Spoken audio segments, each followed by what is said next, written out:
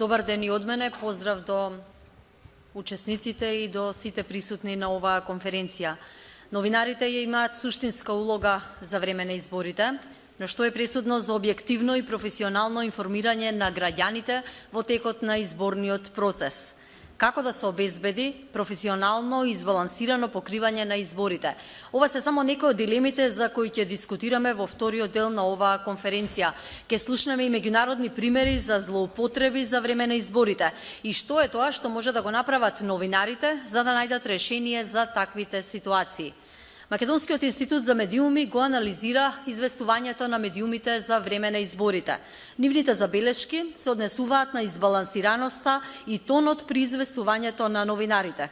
Какви беа заклучоците и препораките од квалитативниот мониторинг спроведен од МИМ за време на последните изборни циклуси? Ни открива Весна Никодиновска од Македонскиот институт за медиуми. Повели. Благодарам, Билјана. Во овој дел би сакала да ги презентирам наудите и препораките од мониторизите на медиумското известување спроведени од страна на Македонскиот институт за медиуми, но и од Високата школа за новинарство и односи со јавноста во 2011-2013 година. Македонскиот институт за медиуми во 2011 година, за време на парламентарните избори, спроведе мониторинг на 13 национални медиуми со цел да утврди дали тие ги запазуваат професионалните стандарди при известувањето во текот на предизборната кампања. Поидовна основа на истражувањето беше членот 14 од Етичкиот кодекс на новинарите, каде конкретно се нормира известувањето на новинарите за време на избори. Известувањето од политичките процеси, посебно од изборите, треба да биде непристрасно и избалансирано. Новинарот мора да обезбеди професионална дистанца од политичките субјекти. Генералната оценка за медиумското известување за изборите во 2011 година беше дека известувањето се одвивало во услови на жестока и поларизирана кампања. Известувањето на дел од медиумите за изборите било поларизирано и навивачко, а кампањата се одвивала во етничко, политички и партиски поделен медиумски амбиент. Кај голем дел од мониторираните медиуми сме забележале прекршување на професионалните стандарди, а само мал број медиуми ги задржале добрите новинарски практики. Овде ќе дадам преглед на професионалните стандарди кои беа во фокусот на истражувањето како и клучните наоди. Мене ми е, откако го слушнав излагањето на Сефер и на некои други говорници, жал ми е да констатирам дека состојбата не е многу променета, во некои аспекти е дури и влошена. Значи, во однос на непристрасноста и избалансираноста, биле евидентирани суптилни, но и експлицитни форми на фаворизирање или критикување на одредена политичка опција. Причините за ова генерално може да се лоцираат во два извора. Значи, тогашните владеачки партии ги бойкотираа критички настроените медиуми, но од друга страна, некои медиуми се ставија на страна на одредена политичка опција. Некаде двете тенденции беа искомбинирани. Во однос на тонот на известувањето, сакам да нагласам дека не е важно само да постои избалансирано известување во смисла на квантитативна смисла. Значи, многу е важно таа минутажа која што е дадена за секој политички субјект, како тој политички субјект ќе биде покриен, значи квалитативното известување во рамки на таа предвидена минутажа. Во однос на тонот на известувањето, повеќето медиуми имаа заземено дециден, негативен или позитивен став кон одредена политичка опција, што се забележуваше од изборот на зборови на новинарите, од начинот на врамување на приказните, од употребата на кадри, фотографии и нивно контекстуализирање. Значи, тонот на известувањето на медиумите зависеше од наклонетоста на медиумите кон одредена политичка опција. Еден од елементите, значи, на тонот на известување е и времувањето или контекстуализирањето на различни истории со социјален и хуманитарен аспект во политички цели. И тоа во насока на глорифицирање или оцрнување на политичките субјекти. Поврзано со објективното и точно известување. А во интерес на правото на јавноста да добие точна информација, треба да се забележи дека политичките партии пласира тогаш, во 2011 година, пласира низа скандали, афери и обвинувања, и тоа со дневна динамика. А медиумите ги пренесува најчесто преку извештаи од пресконференции на самите партии, без никакво подетелно истражување на вистинитоста на овие информации. Медиумското покривање во кампањата во 2011 година, во медиумското покривање на кампањата доминираше еднострано известување. На повеќето медиуми се сретнуваа прилози и текстови во кои не се консултираше другата страна, ниту пак беа обезбедени спротивставени гледишта. Имаше прилози каде и самиот новинар беше извор. Политичарите тогаш го спуштија нивото на пристојност во меѓусебната комуникација, но и нивото на комуникација со медиумите и со граѓаните. Медиумите наместо да се постават како коректив на ваквиот политички дискурс, тие често им помагаа на политичарите и спинерите да го засилат дискурсот на недоличен политички јазик. Беа евидентирани примери на злоупотреба на медиумот за пресметка со личности и со колеги, со што беше нарушен принципот за чување на угледот и достоинството на новинарската професија. Поттикнување взаемна солидарност и различност на ставовите. Медиумите не демонстрираа професионална солидарност. Повеќето радиодифузни медиуми не се придржуваа кон стандардите за немешање на фактите со личните ставови на новинарот и уредникот. Тоа што го зборуваше и Сефер, значи ова е практика, веќе 5 години се нема ништо променето во однос на ова. Предпоставам дека и претходно се не зборувам врз основа на факти и истражувања, но предпоставам дека ситуацијата беше таква, сведоци сме сите и пред тоа. Критикувањето на политичките актери е оправдано од аспект на обезбедување на јавно добро, но новинарите треба да ги пренесуваат фактите и вестите на начин да ја дозволат на публиката сама да донесе заклучоци. Во 2013 година Високата школа за новинарство и за односи со јавноста во рамки на активностите на катедрата на УНЕСКО за медиуми, диалог и заемно разбирање спроведе мониторинг и квалитативна анализа на медиумското известување. Фокусот беше на партиско-политичките и меѓуетничките прашања за време на предизборниот период за локалните избори. Истражувањето идентификуваше повеќе трендови во известувањето кои се косат со професионалните и етичките стандарди, но и дури со самите закони. Така, во рамки на механизмот за мониторинг и реакција, истражувачите утврдиле дека во известувањето за меѓуетничките односи за време на изборна кампања, медиумите се злоупотребуваат или од страна на политичарите, или од страна на колумнистите, или од страна на самите редакции со цел да послужат како платформа за пренос на провокативни изјави, говор на омреза, па дури имплицитни повици за насилство. Ова, според истражувачите, покажува високо ниво на подложност на медиумските редакции на интересите на политичките партии.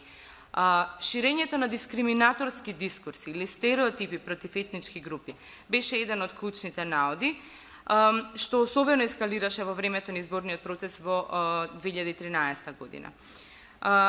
Според истражувачите, новинарите и редакциите првично се идентификувале со нивната етничка припадност наместо со професионалниот идентитет. Дополнително било утврдено дека имало недостиг на знаење во рамки на новинарската заедница за известување за различностите. Истражувањето покажало дека постоела и широко распространета политичка пристрасност и демонизација на политичките актери. Така, поголемиот дел од медиумските продукти ја демонизирале политичката опозиција, а аргументите што се користеле биле многу често со етнички полнеж. Истражувачите укажале непостоење опасни врски меѓу уредниците или редакциите и политичките партии, како и на тоа дека блискоста со политичките елити имала доминантно етничка компонента. Во однос на квалитативната анализа спроведена, таа идентификуваше трендови на медиумско врамување на политичките актери, при што било утврдено дека слободата на политичката дебата била ограничена. Прво, заради тоа што владеачката партија речиси целосно ја окупирала јавната сфера со кампањата предводена од министрите и од кандидатите за градоначалници, а поголемиот дел од медиумските редакции биле подредени на владеачката партија.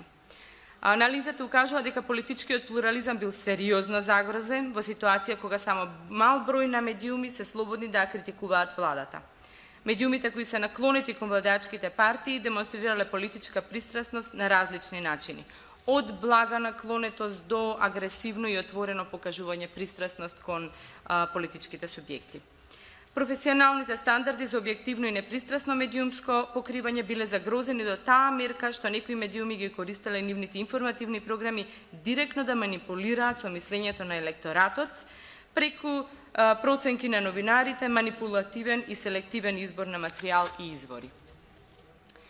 Дополнително кај медиумите кои покажале пристрасност кон владачката партија било забележано и бришење на границите помеѓу партијата и државата, преку прикажување на активности на тогаш актуелните функционери.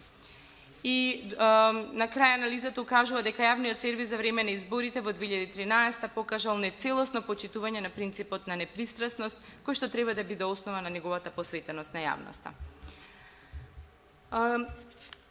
Сумарните препораки од мониторинзите од 2011 и 2013 година, уште еднаш ќе констатирам дека се уште се актуелни, истите проблеми се уште се актуелни, така што и овие препораки предпоставувам дека ќе бидат од корист. Новинарите и медиумската заедница треба да постават јасни барања пред собствениците за овозможување непристрасност и избалансираност при известувањето од изборниот процес. Така ќе се заштити дигнитетот и професионалниот интегритет на новинарите. Тука голема улога имаат и саморегулацијата, како и другите форми на организирање на медиумите. За време на избори треба да се избегнува контекстуализирање на различни неполитички, социјални и други стории. Со цел овие теми со хумана димензија да добијат достоен третман од страна на гледачите, а не да се користат во политички цели. Независно од тоа што во изборните кампањи во принцип поради компетитивноста на партиско-политичките понуди се заострува политичкиот дискурс, медиумите мора да бидат селективни и да се грижат тоа да не стане доминантен медиумски или пак редакциски дискурс. Така што неприфатлива е употребата на недоличен јазик. Во истражувањето од 2011 година го користевме овој термин недоличен јазик затоа што немаше експлицитна употреба на говорна омраза. Наместо слепа трансмисија на партиските прес или брифинг информации, професионалното новинарство бара проактивно и ангажирано истражување, при што особено е важно поттикнување на истражувачкото новинарство. Вестите треба да бидат сосема одвоени од коментарите и наместо коментаторско водење на информативните програми, медиумите всушност треба да посредуваат информации и факти, а публиката е самата доволно компетентна да формира свое мислење. Медиумски писмените граѓани се поретко субјект на манипулација и за да се оневозможи манипулирање со нивното мислење, граѓаните треба да се едуцираат како критички да им пристапуваат, да ги анализираат и проценуваат медиумските содржини и пораки што доаѓаат од различни извори. Во 2013 година препораките се однесуваат на тоа дека одредбите за медиумска концентрација во радиодифузниот сектор мора да се ревидираат многу внимателно со цел да се следат скриените врски меѓу медиумите и влијателните бизнис и политички центри. Треба да бидат вклучени ограничувања за собствениците на медиумите за постоење на други бизниси, се вели во препораките. Дополнително, било укажано дека е неопходно понатамошно зајакнување на независноста на регулаторот. Потребно е да се воведат строги и јасни принципи за именување на членови на регулаторното тело врз основа на систем на заслуги за понатамошно зајакнување на стручноста, транспарентноста и отчетноста. Независноста на јавниот радиодифузен сервис исто така треба да се зајакне во законот, тогаш било препорачено дека треба да се разгледа и можноста за донесување на посебен закон за јавниот радиодифузен сервис, како што било пред донесувањето на законот за радиодифузија во 2005 година. За електронските медиуми на национално ниво треба да се вклучи обврска што ќе се однесува на овозможување на внатрешен плурализам во нивните информативни програми во текот на годината и особено во текот на изборните кампањи. А регулаторот треба да го следи тој внатрешен политички плурализам во медиумите и да презема мерки. И на крај, јавните кампањи финансирани од државниот буџет треба да се ограничат или дури и целосно да се забранат во електронските медиуми, а истото се однесува и на политичкото рекламирање надвор од изборната кампања. Тоа беа нашите препораки на Македонскиот институт за медиуми и на Високата школа за новинарство и за односи со јавноста од 2011 и 2013 година, што сметаме дека се уште важат. Ви благодарам. Ви благодарам. Ја слушнавте анализата на Македонскиот институт за медиуми и препораките од нивниот спроведен мониторинг. Агенцијата за медиуми како регулаторно тело е задолжена за мониторинг на јавниот сервис и комерцијалните медиуми. Како агенцијата ја мери избалансираноста? кои аспекти во изборното известување се од суштинско значење за објективно и професионално информирање на граѓаните во процесот на одлучување. Емилија Јаневска од Агенцијата за медиуми зборува за суштинската улога на медиумите за време на изборите.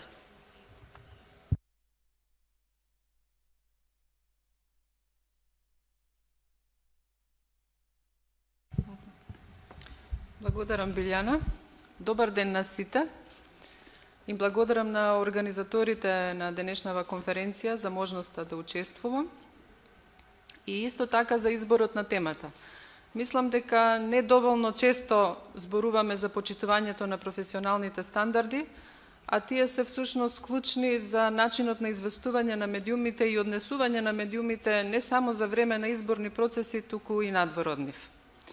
Врз основа на моето искуство од мониторингот на медиумите во Агенцијата за аудио и аудиовизуелни медиумски услуги и порано во Советот за радиодифузија, јас ќе се обидам многу кратко да направам осврт на практиката наспроти стандардите при медиумското покривање на изборни процеси. Мислам дека за време на изборни процеси најмногу доаѓа до израз нивото на почитување на професионалните стандарди, односно подготвеноста на медиумите, објективно и непристрасно да информираат и да обезбедат пристап до нивните програми на сите организатори на кампања, односно на сите учесници во изборниот процес. Кои се стандардите? Законот за аудио и аудиовизуелни медиумски услуги утврдува повеќе начела кои што се основа за вршење на радиодифузна дејност и тие се обврска на сите радиодифузери и во периоди на избори и надвор од периоди на избори. Значи ги подсетува дека програмите треба да се темелат на еднаквост на слободите и правата, независно од политичкото убедување, објективно и непристрасно прикажување на настаните со еднаков третман на различните гледишта и мислења и овозможување на публиката слободно да го оформи своето мислење, гарантирање на правото на одговор и исправка, самостојност, независност и одговорност на уредниците, новинарите и другите автори при создавањето на програмите и креирањето на уредувачката политика. Ова се само дел од начелата утврдени во член 61 од законот. Поради неговата посебна улога во општеството, законот утврдува дополнителни обврски за јавниот радиодифузен сервис во член 110 од законот. Значи, уште еднаш го подсетува јавниот радиодифузен сервис дека треба да создава и емитува програми со кои активно ќе придонесува за создавање и развој на слободното мислење, информирање на јавноста и ќе биде двигател на демократските процеси во државата. Потенцира дека не смее да застапува ниту да заштитува ставови или интереси на одредена политичка партија, политички, религиски или други групи, а програмите кои ги создава и емитува треба да бидат заштитени од влијание на власта, политичките организации или другите центри на економска и политичка моќ и секако да обезбеди постојано, вистинито, целосно, непристрасно, праведно и навремено информирање за сите важни настани. Да ја унапредува културата на јавен диалог, да придонесува за почитување и промоција на основните човекови права и слободи, приватноста, достоинството, угледот и честа и така натаму. Законот утврдува и посебни стандарди и начела кои што се однесуваат на медиумските работници кои што работат во јавниот радиодифузен сервис. Значи, за нив потенцира дека е важно да се придржуваат кон начелото на политичка избалансираност и плурализам на гледишта, да не застапуваат или фаворизираат ставови или интереси на одредена политичка партија, здружение, личен интерес, религија или идеологија, и еднакво да го уважуваат нормално мислењето и уверувањето на другите и да се придржуваат до вистинитоста, непристрасноста и сеопфатноста на информациите.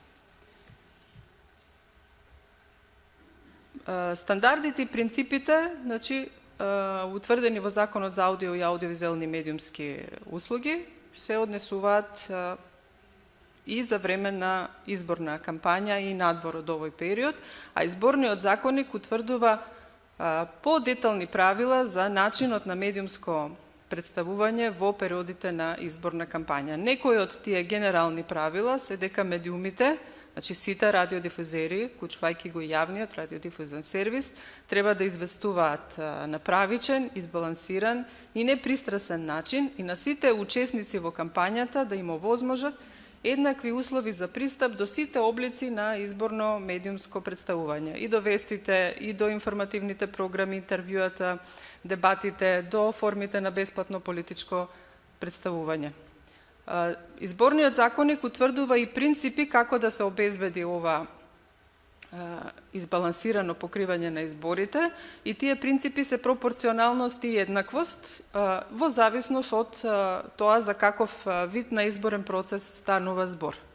Принципот на пропорционалност се применува за време на парламентарни избори и тој подразбира дека учесниците во изборниот процес кои што имаат еднаков број на потврдени листи од надлежните изборни органи, имаат право на еднакво време во програмите на радиодифузерите посветени на изборните настани. Друго прашање кое многу често се отвара, речиси секој изборен циклус, е известувањето за редовните активности на власта. И во изборниот законник пишува дека ова известување не смее да биде во функција на чија било кампања, ова заради двојството, нели, на двојниот легитимитет на кандидатите кои што се носители на функции и истовремено се кандидати за пратеници. Во изборниот законник во пресрет на минутогодишните изборни процеси беше направена уште една измена во овој контекст, со тоа што се воведе забрана за одржување на јавни настани по повод започнување на изградба или пуштање во употреба на објекти финансирани со јавни средства, која важи 20 дена пред почетокот на изборната кампања се до крајот на изборите. Ова одредба беше во контекст на намалување на обемот на известување за активностите на власта за време на изборни процеси. Во изборниот законник постои посебна одредба која што се однесува на медиумските професионалци, значи стои дека уредниците, новинарите, водителите и презентерите не смеат да се ангажираат и на програма и во предизборни активности, значи тие имаат право да бидат избирачи и да бидат избрани, меѓутоа ако се одлучат за активности во политичка партија, тогаш не треба да подготвуваат програма во периодот додека трае нивниот ангажман за изборната кампања. Во однос на практиката сметав дека најлесно ќе сватиме колкав е нашиот проблем со почитувањето на професионалните стандарди и од кога е нашиот проблем со почитувањето на професионалните стандарди, ако се навратиме накратко на согледувањата од извештаите на регулаторното тело, од изборните процеси од 1998 година па се до минатата година. 1998 година е првиот сеопфатен мониторинг што го организираше тогаш Советот за радиодифузија и еве во однос на стандардите што сме констатирале во извештајот. Значи сме констатирале дека најголем дел од медиумите во основа ја следеле изборната трка на непристрасен и неутрален начин, настојувајќи да отстапат подеднаков простор на сите учесници, меѓутоа дека определен број медиуми нескриено партиски се профилирале. Иако се повикувале на принципите за уредувачка самостојност и независност, всушност излегле надвор од професионалните стандарди и без критичка анализа на програмските приоритети на партиите, само информирале за изборните случувања, запоставувајќи ја целосно својата улога на критички инструмент на граѓаните во јавниот диалог со власта. Значи, проблемите со професионалните стандарди постоеле и тогаш. Во однос на јавниот радиодифузен сервис, во однос на телевизиските сервиси на македонската телевизија, е констатирано тогаш дека македонската телевизија во основа обезбедила задоволително ниво на избалансираност на информациите за кампањата на сите субјекти, настојувајќи да гради неутрален став во презентирањето на информациите. Додека кај радиосервисите на јавниот сервис, тогаш ситуацијата била поинаква и радиосервисите во текот на кампањата често изразувале позитивен или негативен став кон учесниците во кампањата. Следните парламентарни избори беа во 2002 година и овде веќе има посериозна оценка во однос на стандардите. Значи сме констатирале дека медиумската рефлексија на изборниот процес покажува оти медиумите се достапни за различни интереси и дека власта има големо влијание врз јавниот сервис, но и врз некои приватни медиуми, како и дека новинарскиот професионализам е се уште кревок и затоа подложен на различни политички влијанија. Во 2006 година, парламентарните избори во 2006 година, значи оценката е дека радиодифузерите генерално не успеаја да ги испочитуваат законските обврски за правично, избалансирано и непристрасно покривање на изборите во вкупната програма и дека не обезбедиле рамноправен пристап. Причините за неизбалансираноста главно се должеле на драстичните разлики во одстапеното време за различните субјекти учесници во кампањата. Повторно оваа година е констатирано неизбалансирано покривање на изборите од страна на програмските сервиси на македонската радиотелевизија. Во 2008 година, значи тоа е извештајот од предвремените парламентарни избори во 2008 година, повторно стои констатацијата дека радиодифузерите не ги почитувале обврските за правично, избалансирано и непристрасно покривање на изборите и дека само многу мал дел од радиодифузерите се придржувале до принципот на пропорционалност и обезбедиле баланс во информирањето.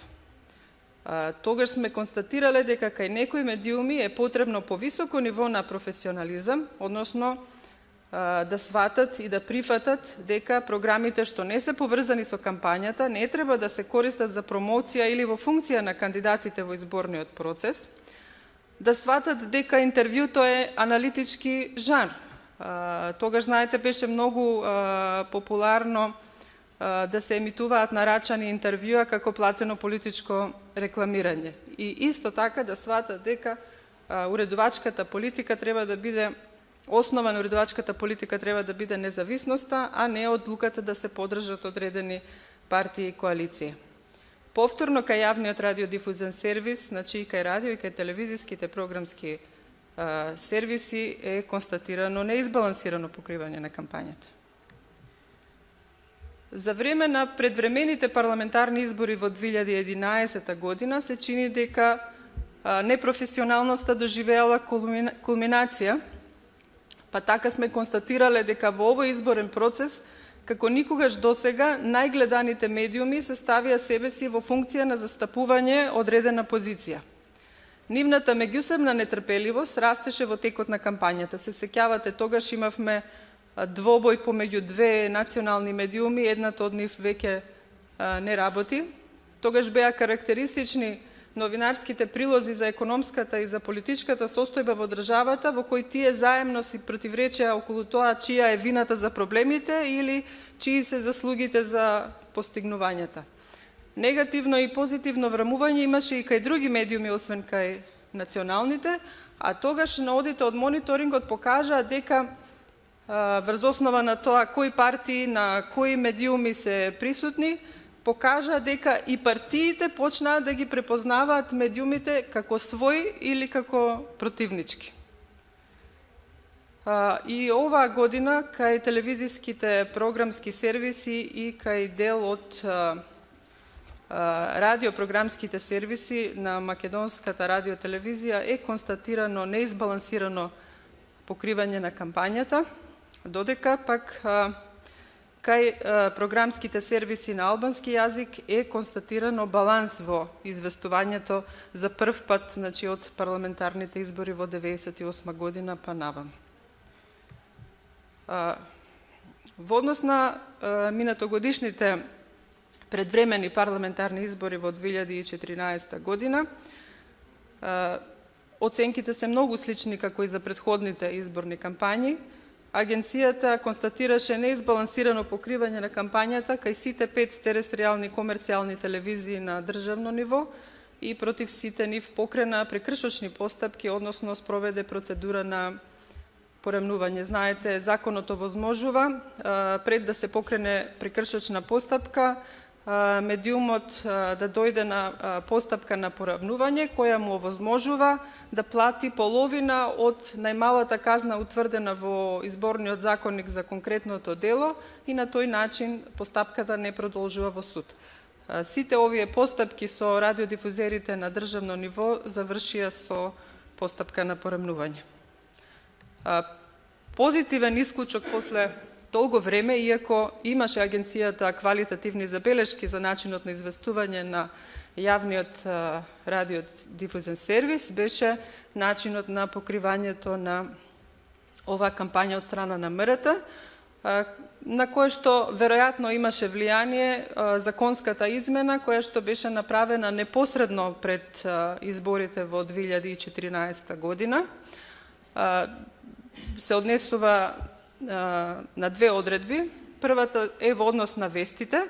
Јавниот радиодифузен сервис доби обврска своите вести да ги подели на 3 третини, со тоа што првата третина од вестите ќе ја посвети за информирање за дневни настани од земјата и светот, втората третина ќе ја посвети за активностите во кампањата на партиите од власта и третата третина од вестите ќе ја посвети за активностите на политичките партии од опозицијата, а во третините наменети за кампањите на партиите од власт и од опозицијата времето требаше да биде распоредено според резултатите од последните парламентарни избори.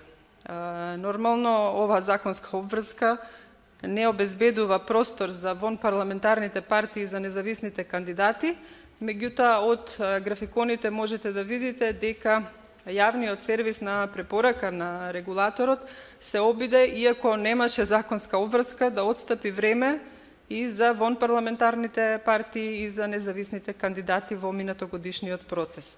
Значи, времето во вестите беше распределено според принципот утврден во изборниот законник и во согласност со резултатите од последните парламентарни избори. Македонската радиотелевизија вкупно за изборите известуваше во многу помал обем за разлика од претходни години, а она што треба да се потенцира е дека драстично се намали известувањето за активностите на власта.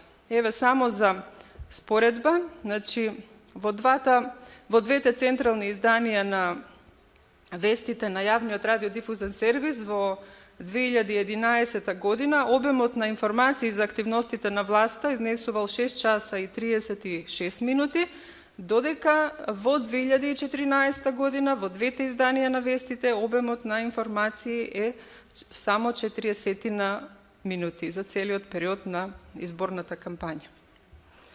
Другата одредба која што веројатно влијаеше на овој позитивен исчекор кај јавниот радиодифузен сервис е одредбата дека агенцијата може да покрене разрешување на директорот на Македонската радиотелевизија доколку констатира неизбалансирано покривање на изборната кампања. Значи, од овој осврт на изборните процеси за парламентарните избори од 1998 година наваму, гледаме дека константно имаме проблем со почитувањето на професионалните стандарди. Каде агенцијата ги лоцира проблемите за ваквото ниско ниво на почитување на професионалните стандарди кај радиодифузерите, сметаме дека тоа многу се должи прво на перцепцијата на медиумите за нивната улога во општеството. Собствениците и управителите на комерцијалните медиуми сметаат дека медиумскиот бизнис е како кој било друг приватен бизнис во државата и дека тие немаат никаква јавна функција.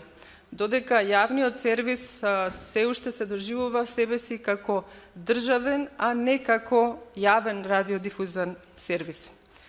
Другата причина, која што верувајте ја констатираме во секојдневната комуникација со радиодифузерите, е за жал незадоволителното ниво на професионално знаење кај медиумските работници.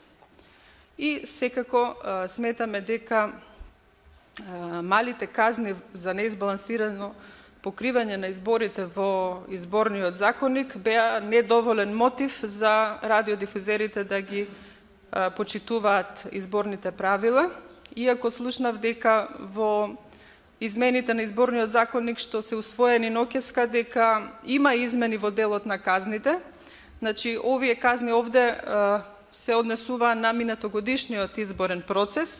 Значи, комерцијален медиум, казната за комерцијален медиум на правното лице беше од 3000 до 5000 евра во денарска противвредност, а казната за одговорното лице во правното лице беше од 500 до 1500 евра. Со можноста за порамнување што им ја дава изборниот законник, значи сите радиодифузери, бидејќи успешно ги завршивме постапките на порамнување за изречените мерки, значи казните што ги платија беа 1500 евра за правното лице и 250 евра во денарска противвредност за одговорното лице во медиумот. Значи тоа се 1750 евра во денарска противвредност, која што, верувајте, е мала казна за, да речеме, национален медиум. Може би е висока казна за локален медиум, меѓутоа и за регионален, меѓутоа за национален медиум не е мотив за почитување на изборните правила. А искуството со казните во Законот за аудио и аудиовизуелни медиумски услуги покажува дека висината на казните влијае на почитувањето на правилата утврдени во законот. Што сметаме дека е потребно? Значи, потребна е континуирана едукација за зголемување на знаењето на медиумските работници, за професионалните стандарди, за медиумите и за нивната улога во општеството, и секако потребни се измени во изборниот законник. Тие веќе се направени, ќе ги анализираме деновиве, да видиме дали некои од овие аспекти во кои агенцијата смета дека треба да се интервенира, веќе интервенирано. Значи, сметавме и за ова го известивме Министерството за правда пред некое време, дека треба да се измени одредбата за поделбата на вестите на МРТ на третини, за да се овозможи време за активностите на парламентарните партии и на независните кандидати.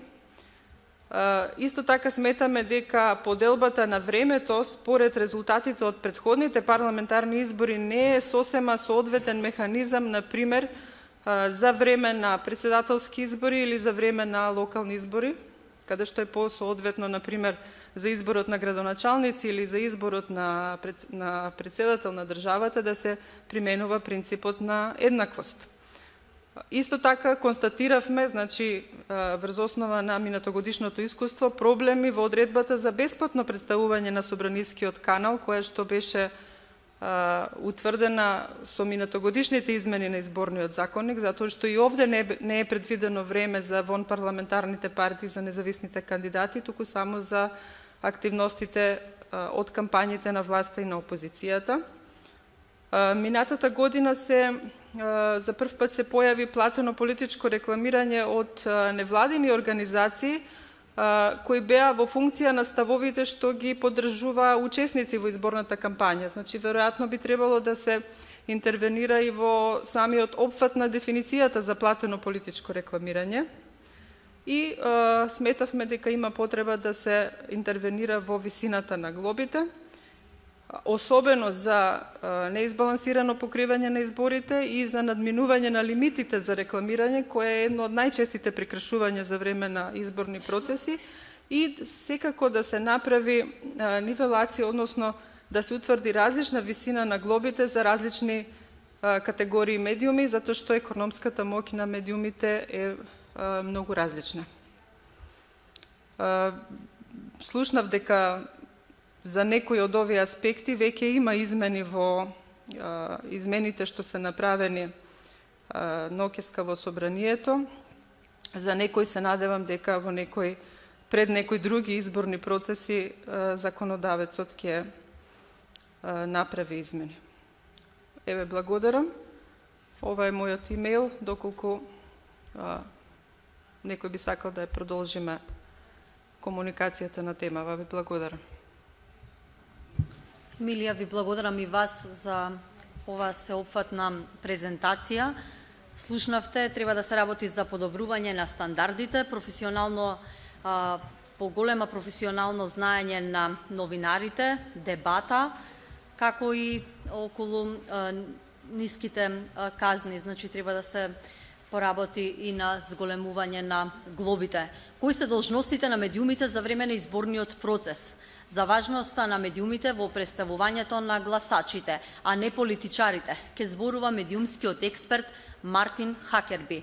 Тој е долгогодишен новинар и уредник во водечките медиуми во Англија. По неколкуте години работа како уредник, сега работи на светско ниво како обучувач на новинари и консултант на уредници во весници и новински агенции. Неговата неодамнешна работа вклучува обуки за новинари што известуваат за политички теми во електронските и печатените медиуми во Непал и Судан. Од него ќе слушнеме и меѓународни примери за злоупотреби за време на изборите и што е тоа што може да го направат новинарите за да најдат решение за таквите ситуации. Повелете. Извините, I'm afraid I'm going to speak in English. Is it absolutely obvious if I say elections belong to the voters? It's a truism that the people are the ones who every few years get the opportunity to choose who will represent them, who will run their country. But the reality, and in many countries around the world it's exactly the same, is that the media coverage, if you watch it, if you see it, suggests that the only people that matter in elections are actually the politicians. That's where we focus, that's where we put our attention. Okay, thank you.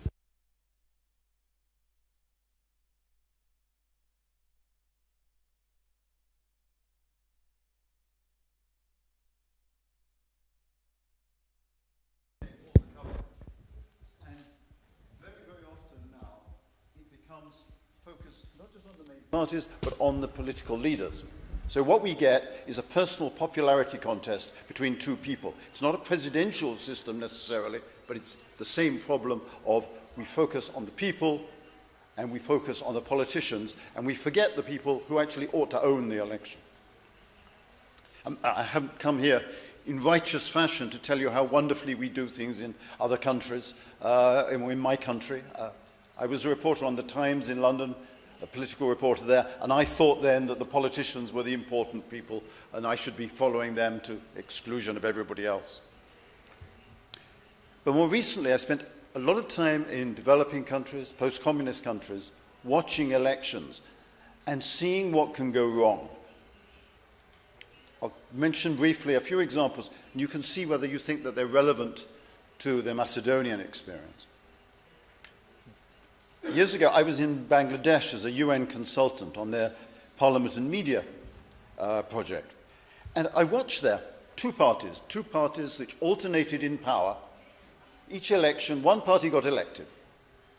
Complete power, and for the next few years, it ruled usually incompetently and corruptly, taking advantage of all the opportunities to help themselves and help their allies, until at the next election, the other party came back with a policy very little different from the first, and then they, for the next few years, did exactly the same until in their turn they were tossed out and the first lot came back.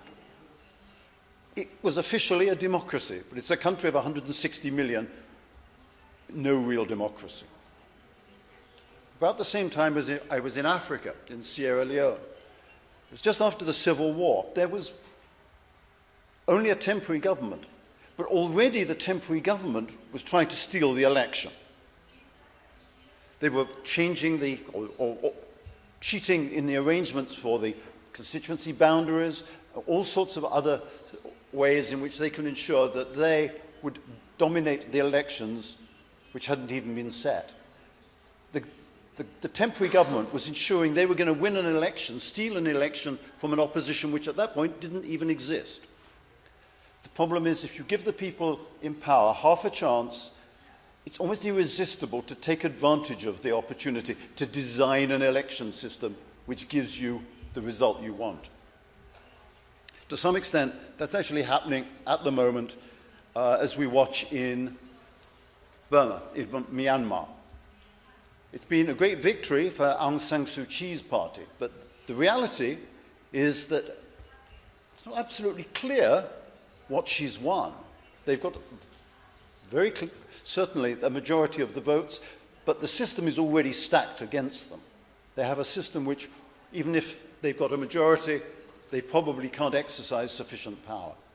We'll find out in the next few days whether they will in fact allow the election results to stand. I'm always a little doubtful.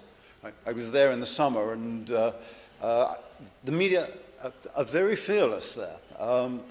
They spent a lot of time reporting on the failings of the government, on the irregularities within the election system. They were trying very hard to make it a proper campaign where the audiences, the readers, got a chance to properly understand the issues and to see the flaws of all those involved. And I think they did probably a pretty good job. They certainly were feisty enough to fight back against the controls, and the international organizations, the outside world, was watching, so they couldn't be crushed too easily. So let's hope that they get somewhere, but the system is not easy to challenge. It can be very depressing looking at elections, but equally there are advantages that occasionally you can beat the system. And 2 years ago I was in Nepal.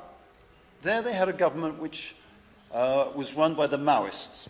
And the Maoists were a revolutionary organization. They'd helped to overthrow the monarchy. They brought in a properly democratic system. They had a lot of legitimacy with the public. But I'm afraid they weren't totally Marxist in their approach.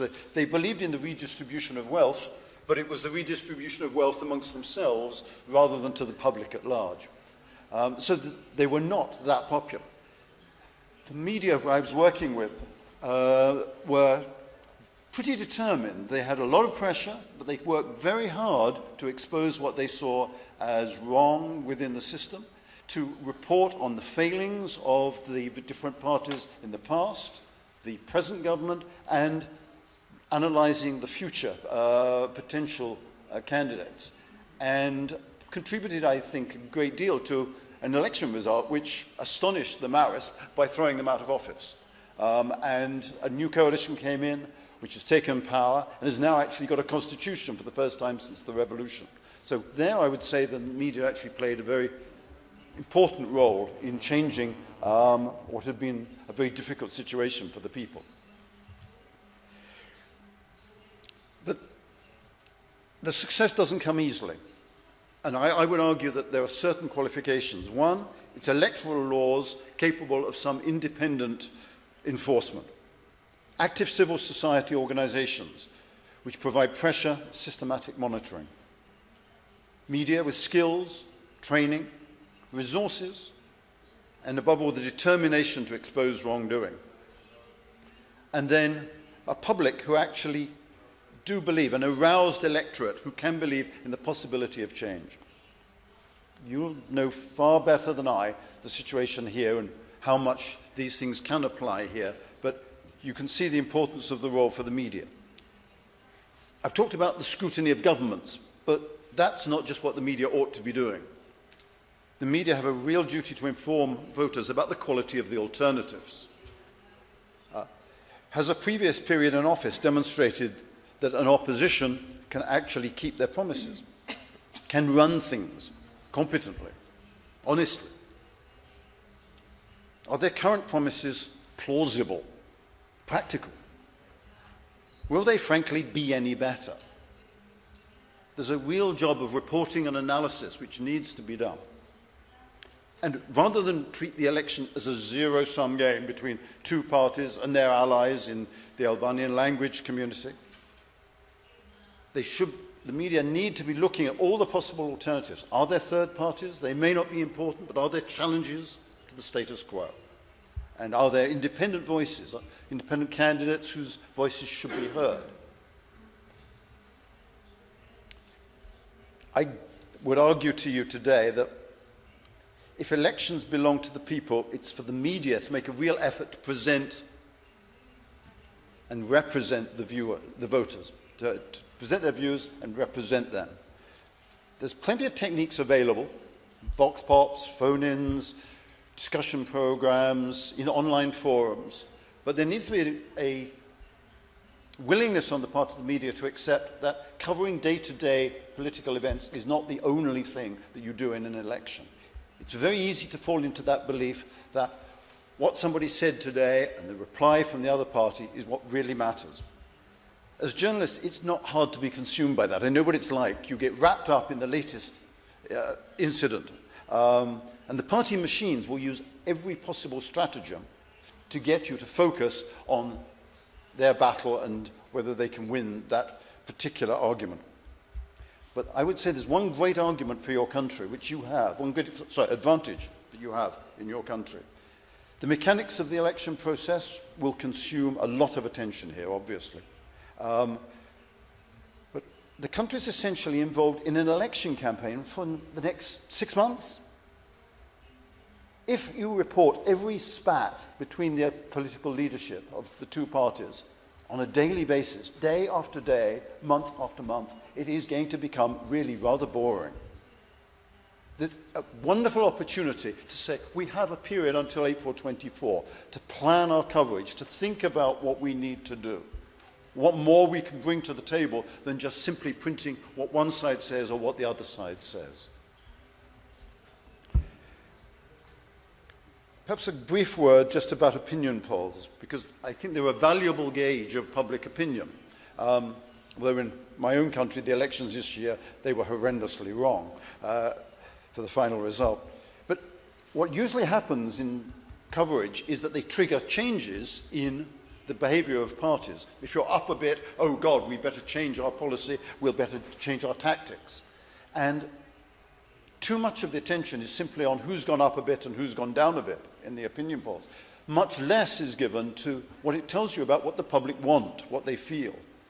Anything that can be done to encourage deeper opinion polls, finding out the real views of the public at large, very, very important. And I would really urge anything you can do, or even fund, to bring that access to the whole of the population rather than just the few that necessarily command attention.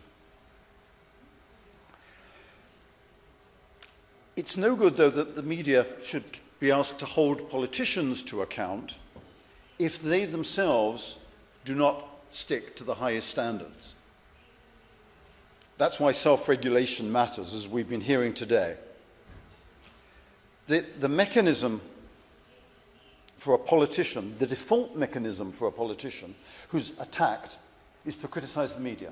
You automatically blame the media for bias or misreporting. Well, self-regulation provides an independent forum that can adjudge such complaints, such accusations, and can dismiss specious claims. But self-regulation can only do that if the journalists themselves are subject to the same rigorous examination.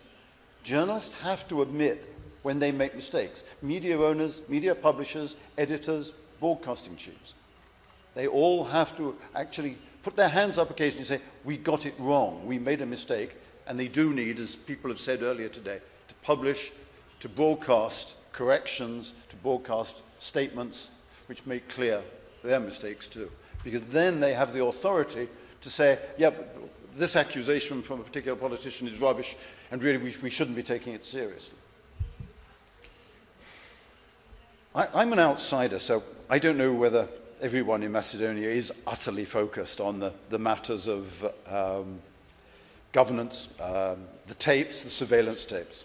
But I look around the country and what I've seen in the past here and today, there are so many other issues that seem to be of vital importance to ordinary people. The issues of jobs, or the lack of them. the quality of the health services, the fact that the wages here are amongst the lowest in Europe. I don't think that what the political parties are saying is necessarily what the average Macedonian really cares about.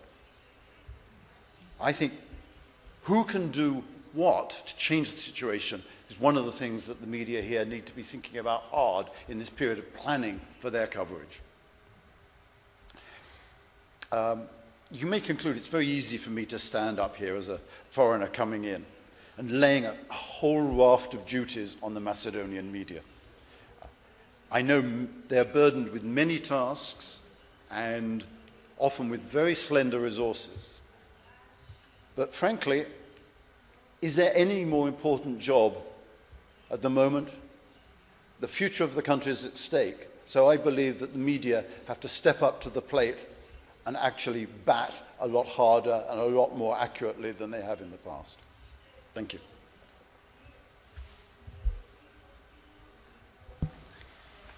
Ви благодарам. И вас го слушнавте господинот Мартин Хакерби, медиумски експерт, неговите совети и препораки за медиумите и новинарите, како искуствата од земите каде представувал. Поширока дискусија со него ќе имаме кон крајот на оваа конференција. Какво е влијанието на огласувачите врз содржината во медиумите за време на изборите? Има ли механизми за контрола и препораки? Дали огласувачите влијат врз содржината на медиумите? Што прават медиумите за време на изборите? За односот на медиумите со политиката зборува Марина Домазетовска од Медија Принт Македонија.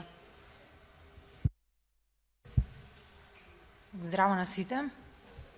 Конечно и некој кој што не е од медиумите. Јас ќе зборувам во името на огласувачите и акцентот ќе го ставам на начинот на кој што огласувачите влијаат врз содржината на медиумите, особено во текот на изборите. Значи, прашањето дали огласувачите влијаат врз содржината на медиумите има многу наставен одговор, а тоа е да, влијаат, бидејќи тоа е дел од нивната работа.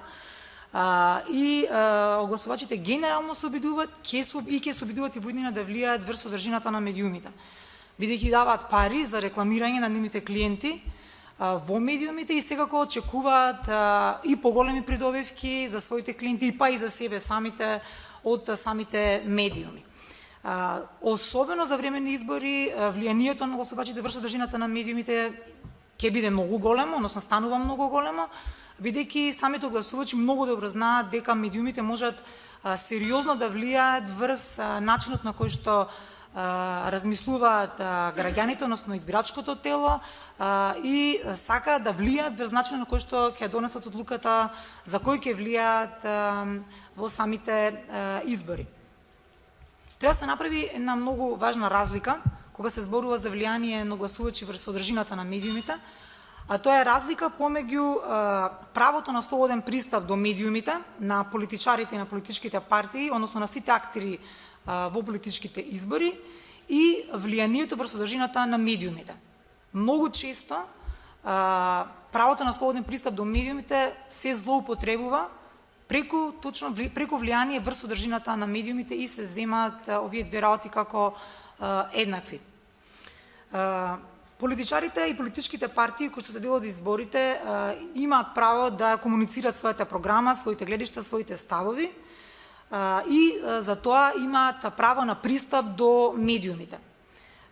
При тоа со правото на пристап до медиумите тие треба да го информираат своето избирачко тело за своите програми, за своите ставови по разни теми, особено по темите кои што се од јавен интерес. Оно што е важно е дека треба да имат еднаква можност да ги информираат избирачите за своите политики и дека при тоа не треба да бидат соочени со било каква дискриминација во поглед на пристапот до медиумите.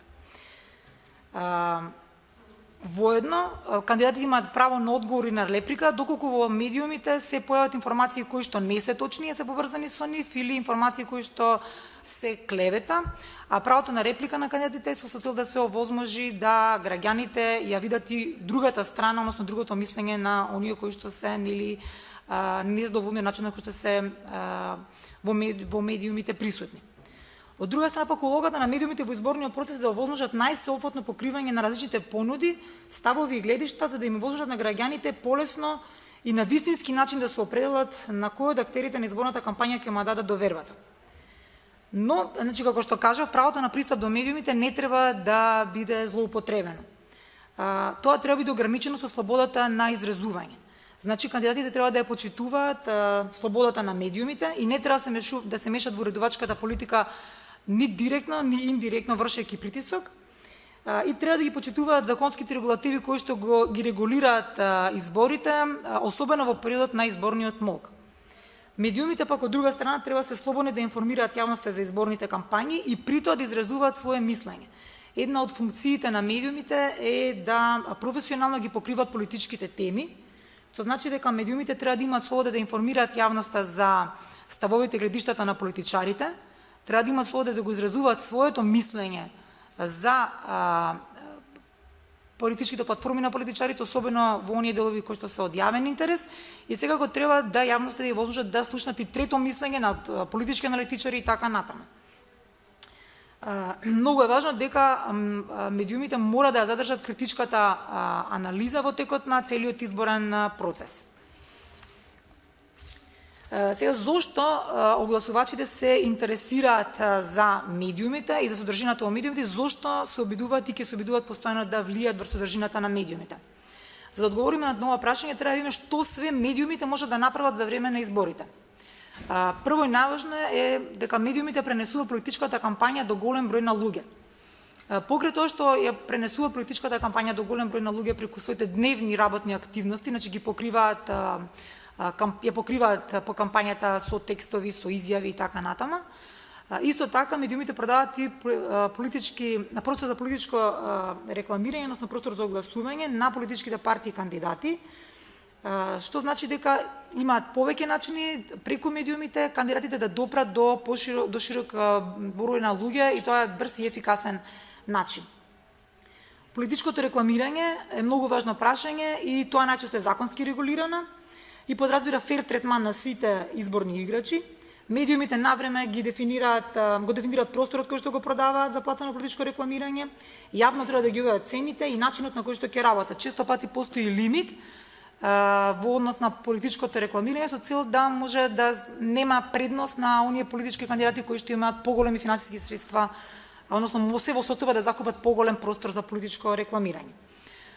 Второ, оно што е најинтересно за огласувачите, тоа е дека медиумите можат селективно да шират пропаганда. Пропагандата медиумите може да ја шират преку содржината која што објавуваат и можат на тој начин да им возможат на кандидатите да бидат видени во она светло во кое што нив им е важно да бидат видени од страна на нивните избирачи. Тоа подразбира микроменаџирање на медија односи во политичкиот маркетинг, односно подразбира да медиумскиот советник има целосна контрола врз начинот на кој што избирачите го гледаат нивниот кандидат преку медиумите. Најинтересно политичко платено рекламирање, кое што е директно врзано со содржината на медиумите, се така наречените адверторијали, кои што денес се многу популарни.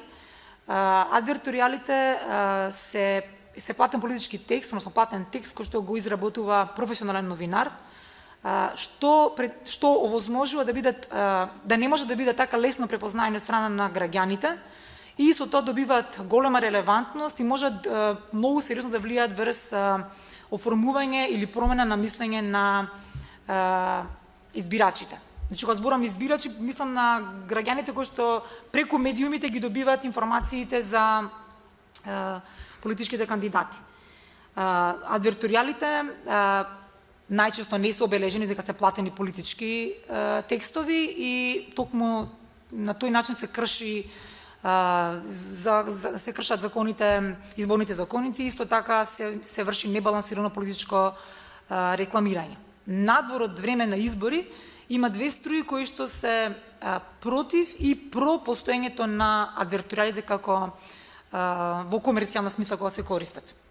Бидејќи живееме во време кога на медиумите на вистина им се потребни финансиски средства, адверторијалите се многу честа појава денес, особено во новите медиуми.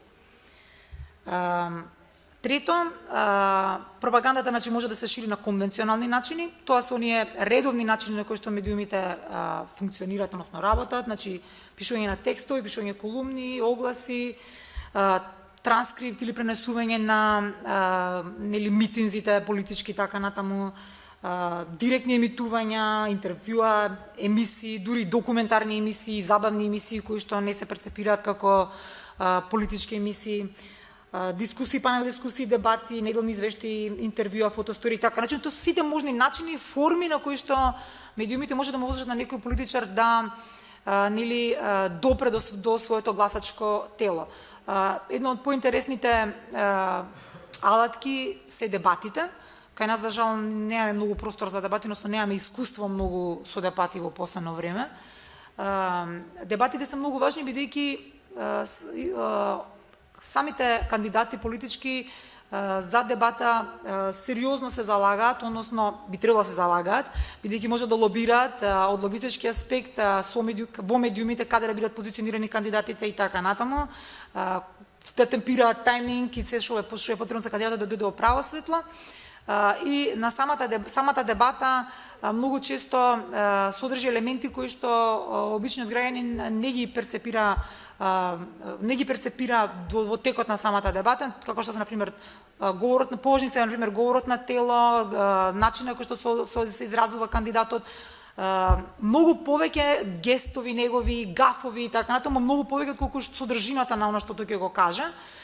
И нормално сите тие активности се за медиумите интересни пост дебатата, кога треба да се коментираат кандидатите кои што биле во дебата и начинот на кој што се однесувале и да се оцени од страна на медиумите кој е во предност, а кој не е во предност. Тука имам некоја графика како тоа во Америка се прави, пошто таму навистина многу се обрнува внимание на дебата во медиумите од почеток до крај на претседателските кампањи. Јас се надам дека ние ќе имаме прилика овие избори да видиме дебата, пошто сега како што гледам ќе стане и задолжително врска, зашто мене лично многу ми фала дебатите.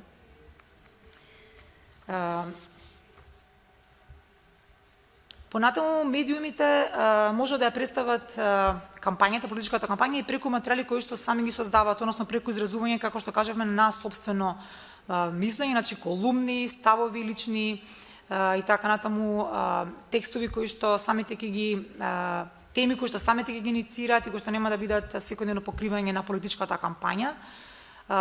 Неконвенционалните методи се многу интересни за гласувачите, бидејќи најчесто се договорени, ќе се обидуваат на секаков начин да ги договорат со уредниците и така натаму, за да може да влијаат до гласачите. Исто така многу се користат неконвенционалните методи за да се напаѓа другата страна, значи се третира најмногу личноста на кандидатите, се зборува, се користат многу тука фотосториите и цртежи и така натаму за да се објасни како, односно за да може самиот новинар или уредник и така да го преку своји зборови или преку слики дефинира или објасни карактерот на или личноста на самиот кандидат. Оно што е многу важно е дека во текот на политичката кампања медиумите извојуваат навистина многу простор за покривање на политичката кампања. Да кажеме минимум 25 до 30% од политичките вести се однесуваат на политичката кампања. Тоа е минимум. Кај нас може да стигнат и до над 50 до над 60%. Веќе баш читав во едно од извештаите на МИМ дека Дневник, пошто јас од МПНСУМ, имаше минатите избори 157 текстови во само една недела додека вие вршете мониторинг, што е навистина огромен број на политички на текстови поврзани со политичката кампања, споредено со наредната бројка беше 40 текстови, тоа беше Нова Македонија. Мислам, јас стварно бев запрепастена колку многу весникот се влегол во поддршка на политичката кампања. Добро. Меѓутоа и откако ќе ги наброиме активностите кои што медиумите ги имаат во самата, нели, активности кои што медиумите може да ги превземат и се заради кои се интересни за самите огласувачи, треба да видиме што се прават медиумите, односно како го градат односот со својата публика, користејќи сите овие алатки и како на тоа влијаат на креирање на мислењето кај својата публика преку самиот однос. Значи, оно што е многу важно е дека медиумите директно влијаат врз формување и промена на однесување и мислење на избирачите. Мора да имаме, да ни биде јасно дека голем дел од избирачите имаат претходно утврдено мислење за политичката кампања, односно многу добро знаат за кој ќе гласаат, затоа што тоа доаѓа нели од нивната политичка припадност кон некоја политичка партија или кон некоја политичка група, нивна перцепција за одредени политички кандидати, личните перцепции на самите граѓани, за може и политичката програма или пак одредени прашања кои што се од јавен интерес, кои што нив ги тангираат, им се допаѓаат. Така да голем дел од граѓаните пред да почне самата политичка кампања веќе знаат за кој ќе гласаат. Но медиумите во овој случај се многу потребни за да им помогнат на политичките партии за да овие претходно формирани ставови се зацврстат. И уште една ситуација, тоа се оние најинтересните, така наречени неопределени гласачи, кои што знаат да бидат во висок процент, дури само неколку дена пред избори, да кажем, дури до 40% може да бидат неопределени гласачи, кои што всушност се одлучувачкото тело за одредена политичка опција да ги добие изборите, и медиумите се особено потребни за да се влијае врз ставовите на овие неопределени гласачи. Значи, како ќе се таргетираат, како ќе се таргетираат овие гласачи, кои тактики ќе се користат, така натаму, тоа све зависи нели од самата политичка кампања. Многу е важно дека начинот на кој што во овие два случаи огласувачите преку медиумите допираат до своите гласачи, потенцијални гласачи, најчесто е пропаганда. Тоа е класична пропаганда, која што може да биде позитивна, значи да нема или негативна, во смисла да биде позитивна за самите кандидати, да се оди кон екстремно бранење или потенцирање на позитивните ставови на одредена политичка партија или негативна кон опозиционите кандидати, да се на секаков начин шиканира, да се обида да се представат во лошо светло и така натаму. Значи улогата на медиумите тука е во тие две струи. Најважно е дека за да може да успее било која од овие опции, односно пропагандата да биде позитивна или негативна, главната одлука ја носат уредниците. Дали тука ќе има влијание од страна на директно на гласувачите како политичка партија или владеачката партија, дали ќе има тука директно влијание на собствениците на медиумите поради нивни бизнис интереси и така натаму, се зависи од тоа колку уредникот е спремен да дозволи да биде користен медиумот кој што го застапува за ширење на пропаганда.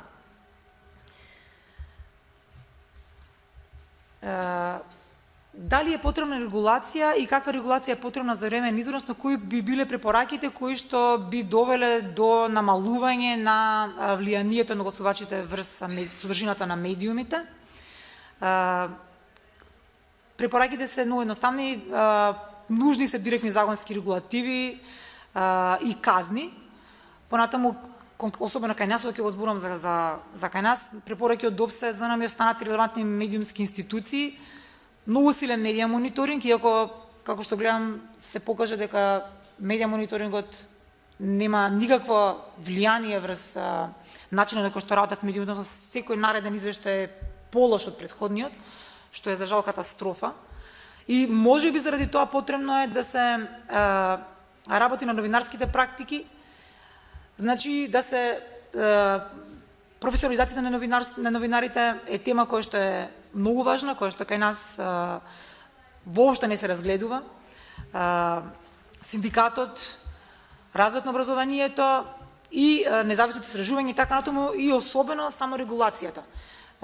Јас баш читав пред неколку дена дека во некои коментари во западни земји, каде што имаме висока разина демократија, каде што има доверба меѓу институциите, меѓу медиумите, политичките партии, дури нема ни потреба од потенцирање, објаснување и наложување на препораки законски регулативи, доволна е саморегулацијата. Значи тоа е нешто кон што ние треба да се стремиме, меѓутоа мислам дека сме искрено многу далеку и дека саморегулацијата може да опстои, како што кажа преска Мирча, само во земји во кои што довербата е силна меѓу институциите, граѓаните, медиумите, политичките партии. Во спротивно, многу се потребни силни законски регулативи и казни. Тоа е све од мене. Благодарам. Марина, благодарам и на тебе. Тука сакам да ве поканам на дискусија.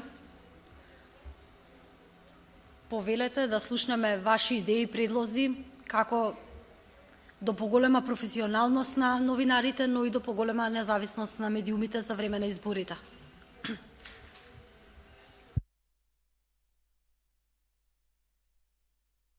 Мирча Адамчевски, повелете. Благодарам. Јас две прашања ќе имам до двете колешки. Прво, Марина, до тебе, јас ми поздравувам. Го поздравувам твое учество, наистина ни требаат луѓе директно од производството што доаѓаат од медиумите, да видиме, да научиме како навистина се работи. Твоето учество е добар пример дека повеќе ќе треба да вклучуваме вакви луѓе во нашите расправи. Прашањето моје до тебе, ти спомена дека многу зависи од уредниците како ќе се пласира, што ќе се пласира. Меѓутоа, каков е односот на сопствениците кон уредниците? Значи, спрегата обично се прави меѓу политичка партија и сопственикот. Уредникот е само човек кој што ги спроведува ставовите на сопствениците. Имаше некое сознание или искуство за тоа? Кој е тој што повеќе ги ја спроведува политиката? Дали сопственикот или уредникот? Тоа за тебе, а за колешката од агенцијата кажа Емилија ти дека во 2014 година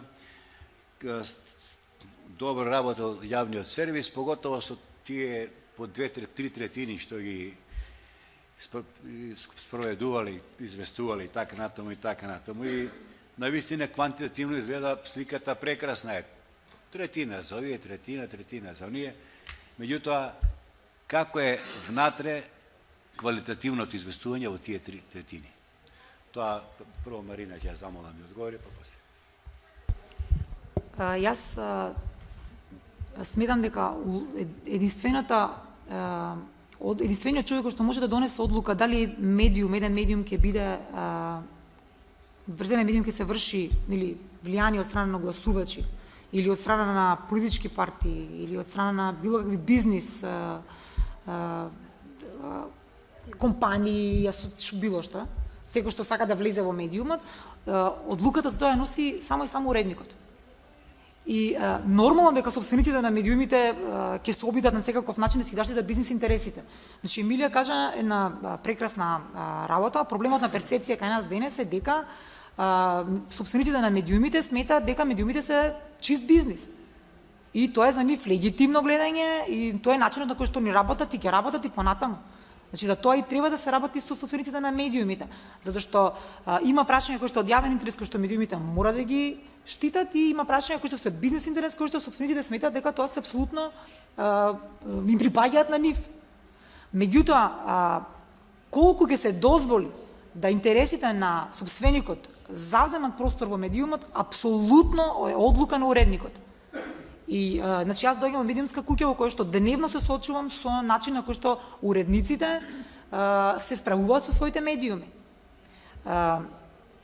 Затоа сметам дека многу е важно каков човек ќе биде уредник на еден медиум. Значи какво професионално образование има, какви обуки поминал, колку финансиски е ситуиран, верувате тоа е многу важна работа. Колку е спремен да се заложи за медиумот во кој што работи, да работи на вистински правец, колку е спремен да се бори за својата редакција, бидејќи тоа е тешка борба, особено во денешно време кога навистина финансиски медиумите кубурат и зависат од сопствениците, зависат од финансиерите, зависат од политичките партии, бидејќи и тие се финансиери така натаму. Немам дилема дека доколку уредниците донесат одлука и јавно се спротивстават, Ако се од интерес ако е од интерес дали весник, дали телевизија така натаму сопственикот, односно ако има финансиски бенефит од весникот или моќ и така натаму, бидејќи тоа е многу важна работа, уредникот ќе може да остане на својата позиција и ќе може да работи како што треба. Меѓутоа, за жал, јас гледам дека тоа кај нас не се случува. Уредниците многу лесно се откажуваат од своите права и напротив дозволува да го отстапуваат својот простор за работа.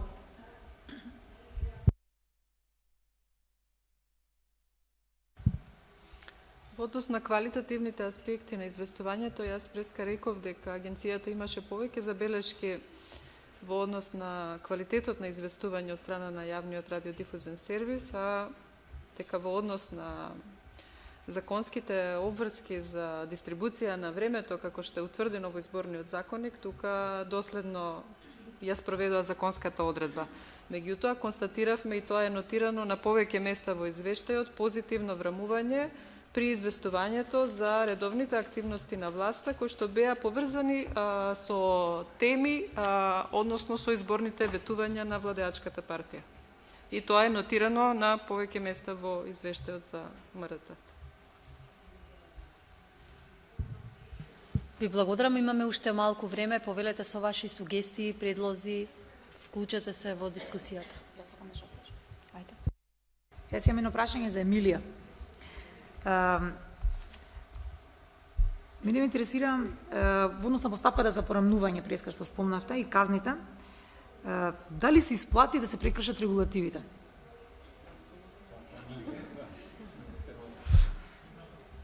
Да, резултатите покажуваат дека апсолутно е исплатливо, дури и е пресметан трошок од страна на некои радиодифузери, особено за националните радиодифузери, затоа што казните се многу мали во однос на нивната економска моќ.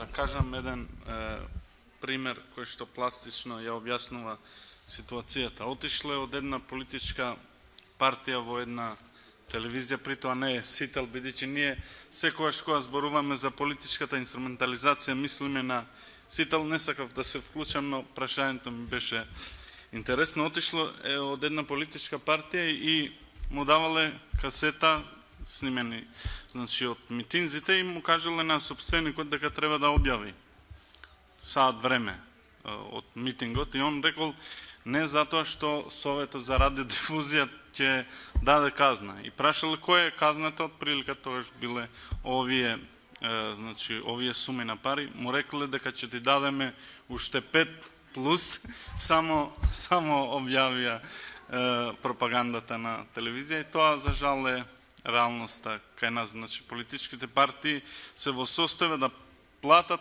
повеќе пари за медиумите да ги прекршат правилата. Hvala. Ja bih želio samo skrenuti pažnju na opasnost od zloupotrebe javnog RTV servisa.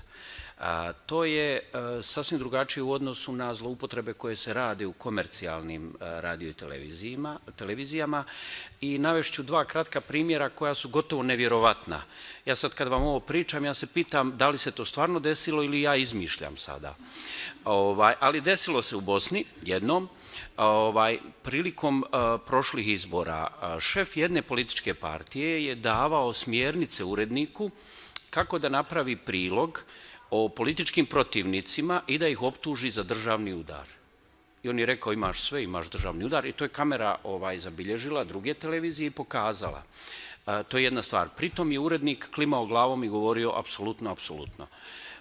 Druga stvar je da smo imali urednika jednog političkog magazina na televiziji, na javnom RTV servisu, također, koji je bio poznat po tome da je eksplicitnim jezikom optuživao političare za korupciju i tako dalje. Međutim, ono što je problematično, da je on sve vrijeme svojeg uredničkog staža bio član jedne političke partije, pojavljivao se istovremeno kao urednik na javnom RTV servisu i kao agitator, odnosno aktivni član te političke partije na skupovima. I na kraju, kada je smijenjen, sa te pozicije, on se pojavio kao član te političke partije u utrci za predsjedništvo Bosne i Hercegovine. Dakle, ovdje je riječ direktno o novinarima koji pristaju da budu glasnogovornici političkih partija ili čak propagandisti. Eto, toliko. Hvala. Ja moram da se dobližam за да ме видите и мафтам, ама не ме гледате. Океј, само нешто да надополнам од она последното што го кажавте. Значи, доколку сакаме нешто да смениме, во поглед и на информирањето и она што значи воопшто информирање и за време на избори, значи први мораме да ги признаеме грешките, односно работите кои што навистина се случуваат и да ги кажеме со вистинско име. Значи едно е што треба, што фино е вака што нели го кажуваме како би требало, друго е што може, а трето е што се прави. Значи мораме да признаеме дека јас апсолутно не се согласувам со тезата дека уредниците имаат одврзани раци и може да прават што сакаат, ниту пак дека новинарите треба да го дигнат гласот во медиумите за да дојдат до нешто. Мислам, тоа е утопија. Газдите се тие кои што решаваат што ќе биде. Ја дури не се сомневам дека новинарите знаат како треба да ги остават само новинарите да работат. Газдите ги земаа медиумите, новинарите немаат медиуми. Тоа е вистината. Значи, ние правиме некои приказки, си играме, се лажеме меѓу себе, као демек правиме дебата, а дебатата всушност ги нема двете страни, имаме еднострана дебата. Као покануваме нешто експерти, а експертите се партиски платеници, кои што изброите ги, 4-5 луѓе постојано дават експертски мислења.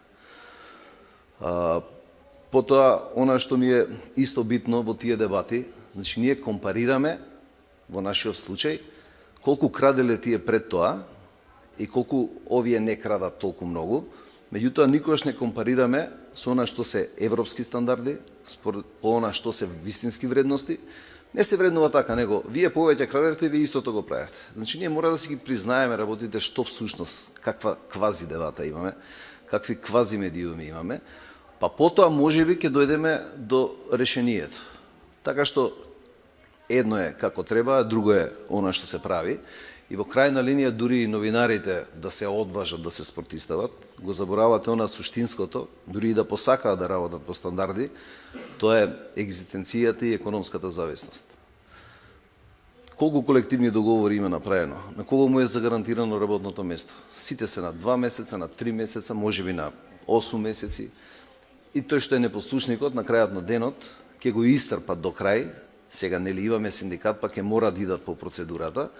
Меѓутоа на крајот ќе решат, извинете, вишок, вработен си, ќе завршиш на улица.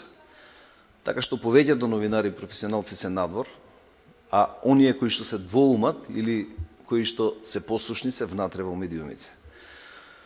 Така што ако сакаме да дојдеме до решение, дефинитивно ни треба не гасење пожар, не како ќе известуваме сега за изборите, не како ќе го поминеме Паржинскиот договор, но ни требаат сериозни промени. Значи, да, треба да го врамиме и она што го кажува Советот за етика, и она што го кажува синдикатот, и она што го кажува ЗНМ, професионални стандарди. Меѓутоа, тоа мора да биде процес. И ако некој се залажува дека сега ќе го смени раководството во МРТВ или не знам што ќе направи, ќе донесе некаков правилник како да се известува, мислам дека ништо нема да добиеме. Значи, првин да ги кажеме вистински работите како што се, а потоа мислам дека ќе го најдеме решението. Се разбира ако има волја. Ако нема, ќе продолжиме вака. Толку. Благодарам. Драган, ти благодарам и на тебе. Повелете доколку имате прашање и до медиумскиот експерт од Англија.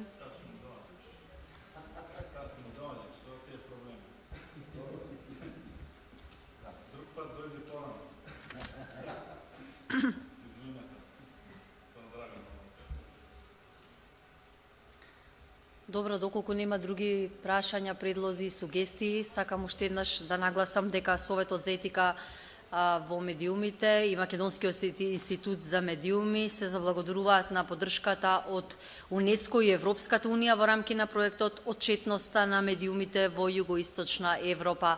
Ви благодарам на присуството.